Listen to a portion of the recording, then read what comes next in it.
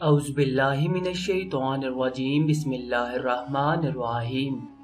شروع اللہ کے پاک نام سے جو بڑا مہربان اور نہایت رحم کرنے والا ہے۔ سامعین محترم، ہمارے اس سلسلے میں خلیفہ دوم حضرت عمر بن خطاب رضی اللہ تعالیٰ عنہ کی زندگی کے حالات اور واقعات تفصیل سے بیان کیے جا رہے ہیں۔ آپ سے التماس ہے کہ ویڈیو کو آخر تک مکمل ملاحظہ فرمائیں، انشاءاللہ تعالیٰ آپ کو اس سے یقیناً فائدہ ہوگا۔ حضرت ابو بکر رضی اللہ تعالیٰ عنہ اور حضرت عمر رضی اللہ تعالیٰ عنہ کی یہ گفتگو سن کر بھی حاضرین کے دل میں اس دعوت کے لیے کوئی جوش پیدا نہ ہوا، بلکہ وہ آپس میں چیم گوئیاں کرنے لگے۔ دراصل ان پر روم کی ہیبت چھائی ہوئی تھی۔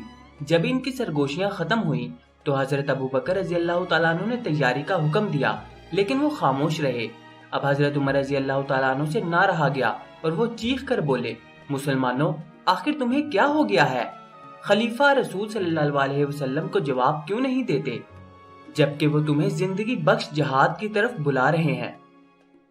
حاضرین کے دل حضرت عمر رضی اللہ تعالیٰ عنہ کی اس چیخ سے دہل گئے اور وہ جہاد پر رضامند ہو گئے، لیکن بہتر یہ سمجھا گیا کہ حضرت ابو بکر یمن اور جزیرہ نما عرب کے دوسرے لوگوں سے بھی مدد کی اپیل کریں۔ ہم یہاں ایک دفعہ اور توقف کریں گے۔ یہ تبدیلی جو حضرت عمر رضی اللہ تعالیٰ عنہ کی روش میں ہوئی اور جس نے انہیں جنگی سیاست کا معید بنایا، ان کے انداز فکر کی اس تصویر کے خطوط واضح کرتی ہے جو ہم نے پچھلی ویڈیو میں پیش کیے ہیں، اور اس سے ہمارے یقین میں اضافہ ہوتا ہے کہ حضرت عمر رضی اللہ تعالیٰ عنہ ایک باعمل انسان تھے جن کے نزدیک محض فکر کی کوئی قیمت نہ تھی جب تک کہ وہ زندگی کے واقعی پہلوؤں پر اثر انداز نہ ہو۔ اس کا ذکر ہم اس موقع پر کر چکے ہیں جہاں ہم نے اسلام سے مناسبت کے سلسلے میں ان کے طریقے فکر کی تصویر کھینچی ہے، اور عہد صدیقی میں جب وہ احتیاط و گریز کی پالیسی چھوڑ کر جنگ و پیکار کی پالیسی اختیار کرتے ہیں تو اس تصویر کے نقوش اور بھی روشن ہو جاتے ہیں۔ وہ اسلام سے کوسوں دور اور مسلمانوں کے شدید ترین دشمن تھے، اور مسلمان اس وقت اتنے عاجز و درماندہ تھے کہ غریبوں میں اپنے بچاؤ کی قوت بھی نہ تھی۔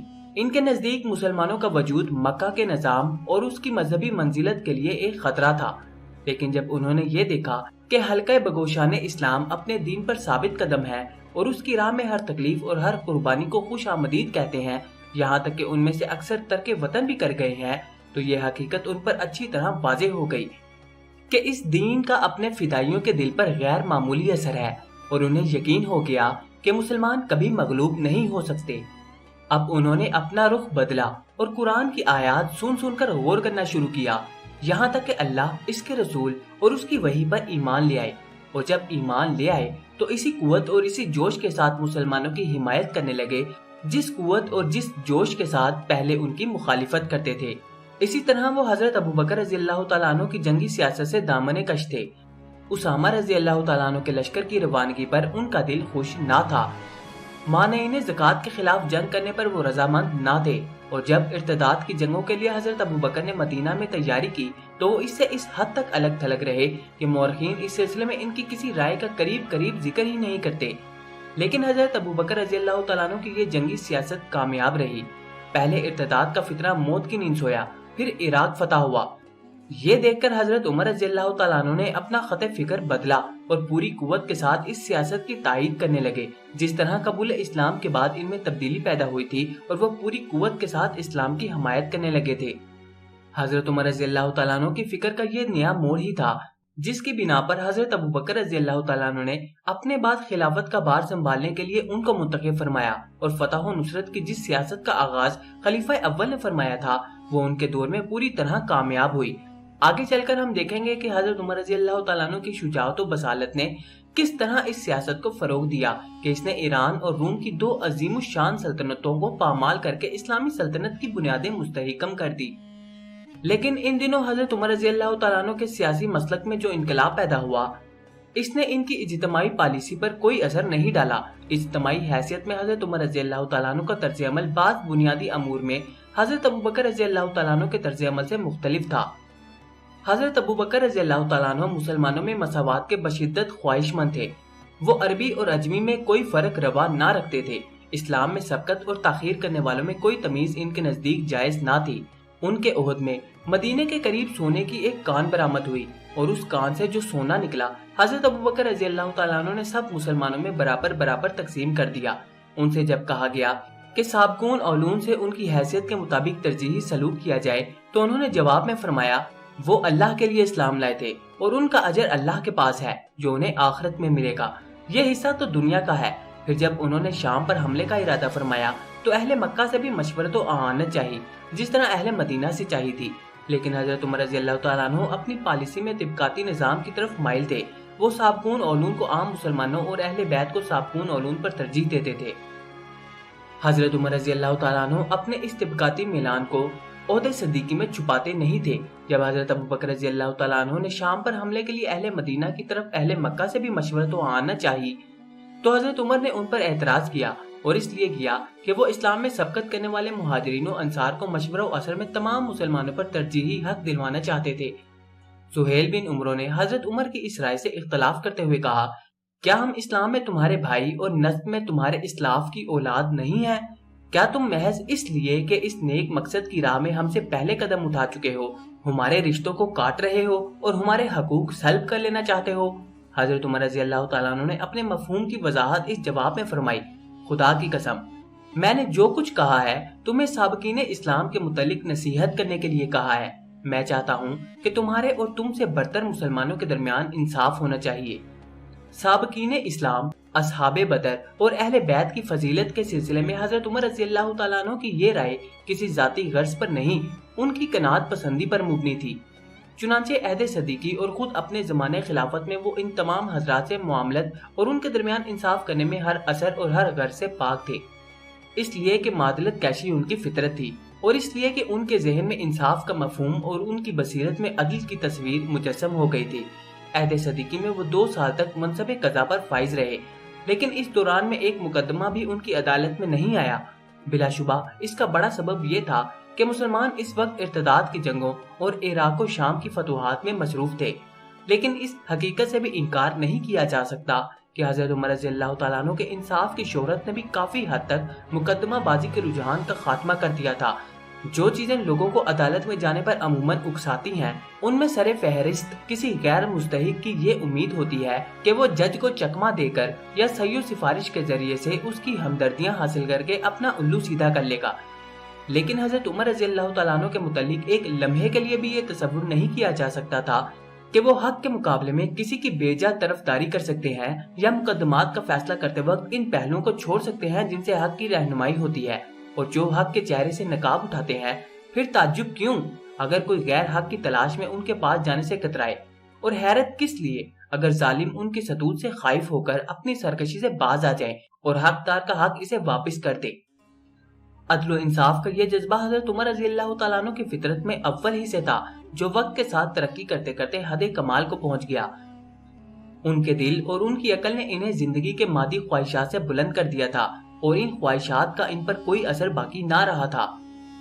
وہ فوفان شباب میں وہ تجارت کرتے تھے، لیکن کماتے بس اتنا ہی تھے کہ ان کی اور ان کے اہل و عیال کی ضروریات زندگی مناسب حد تک پوری ہو جائیں، نہ یہ کہ وہ نعمت و آسائش کی زندگی بسر کریں۔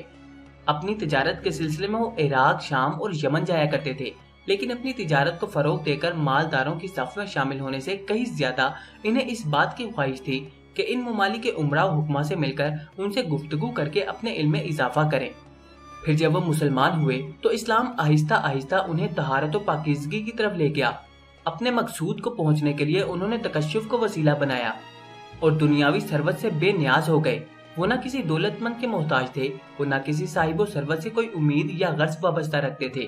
ہو سکتا ہے کہ ان کی روایتی درشتی مزاج نے طہارت و پاکیزگی تک پہنچنے میں ان کی مدد کی ہو، چنانچہ اپنے معتقدات کے اظہار میں وہ کسی کی پرواہ نہ کرتے تھے، نہ عدالتوں نہ مدارات و التماس سے کام لیتے تھے۔ کیا صلح حدیبیہ کے بعد وہ نبی صلی اللہ علیہ وسلم کی خدمت اقدس میں حاضر نہیں ہوئے تھے اور سرور رسالت صلی اللہ علیہ وسلم کے حضور بے جھجک عرض نہیں کیا تھا، کیا آپ اللہ کے رسول نہیں ہیں؟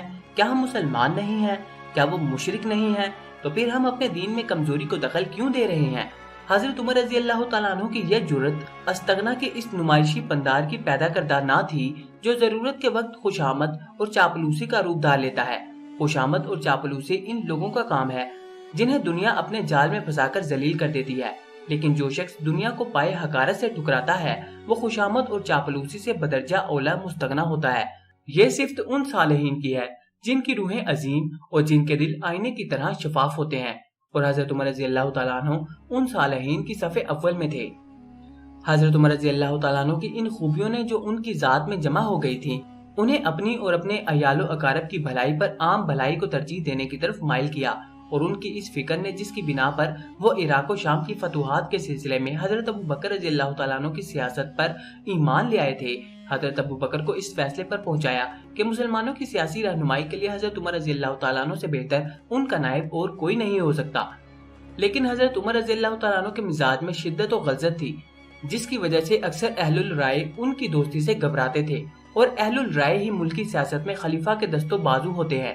اگر ان میں اور حضرت عمر رضی اللہ تعالیٰ عنہ میں خلوص کا رشتہ قائم نہ رہتا تو وہ اعانت و بالرائے سے گریز کرتے، اور حضرت عمر رضی اللہ تعالیٰ عنہ کے لیے ان کی اور ان کے ذریعے مملکت کی دیکھ بھال کرنی بہت دشوار ہو جاتی۔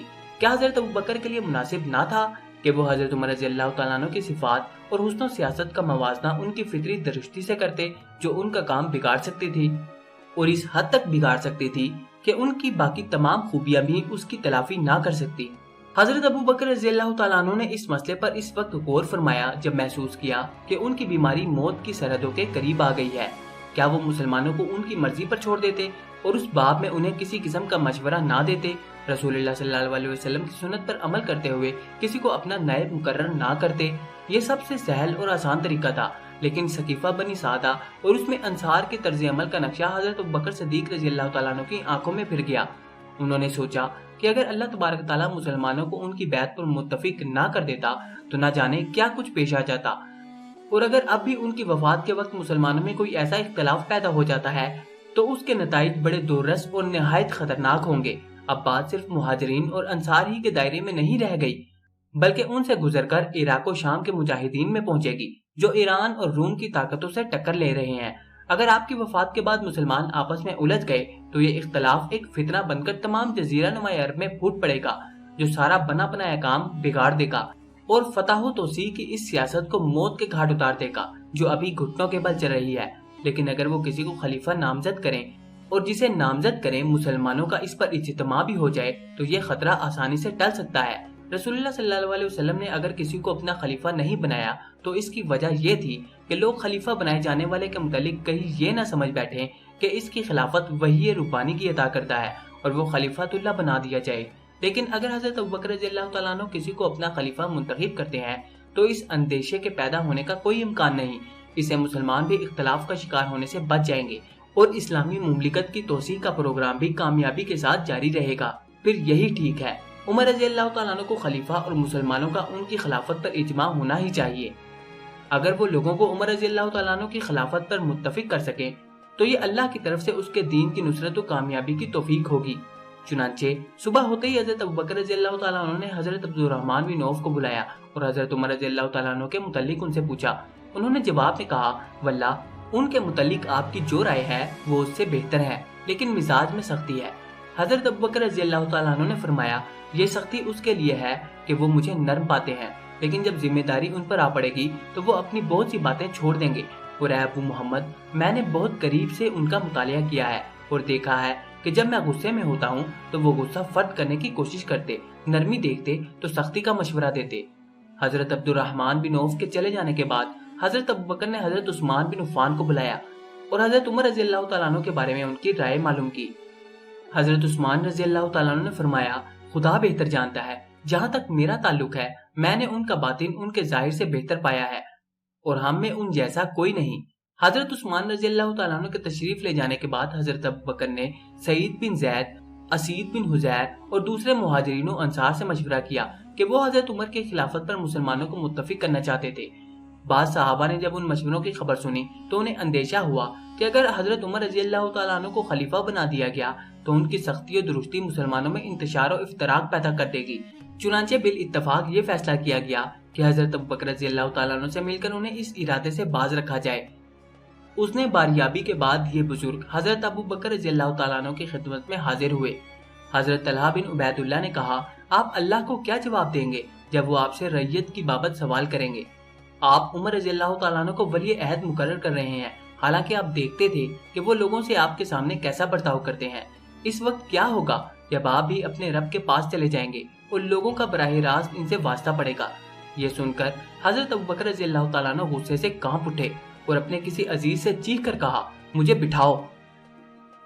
بیٹھ گئے تو اسی غصے کی حالت میں ارشاد فرمایا، کیا تم مجھے اللہ سے ڈراتے ہو؟ نامراد ہو جو تمہارے معاملے میں ظلم کو توشہ آخرت بنائے۔ میں اللہ سے کہوں گا، اے اللہ، میں تیرے بندوں پر اس شخص کو جانشین مقرر کرایا ہوں جو تیری امت میں سب سے بہتر تھا۔ اس کے بعد آپ طلحہ رضی اللہ تعالیٰ عنہ کی طرف متوجہ ہوئے اور فرمایا، جو بات میں نے تم سے کہی ہے وہ اپنے پیچھے بیٹھے ہوں کو بھی سنا دو۔ اس گفتگو سے حضرت ابوبکر رضی اللہ تعالیٰ عنہ کو یہ اندیشہ ہو گیا کہ مسلمان برضا اور رغبت حضرت عمر رضی اللہ تعالیٰ عنہ کی خلافت پر متفق نہیں ہوں گے۔